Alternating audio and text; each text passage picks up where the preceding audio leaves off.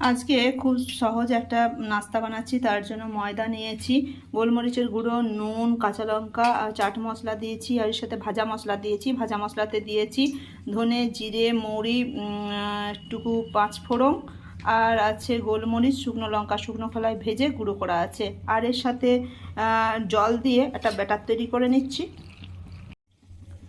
এই ব্যাটারটার সাথে আর একটু সুজি মিশিয়ে দিচ্ছি, আর এর সাথে দিচ্ছি তিল, দিয়ে এগুলো একসাথে মেখে নেব। ব্যাটারটা গুলে 15 মিনিট রেস্টে রেখে দেবো।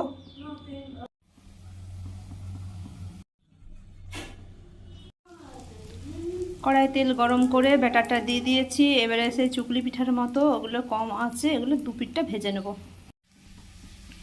দু পিঠটা লাল করে ভাজা হয়ে গেছে, এবারে তুলে নিচ্ছি।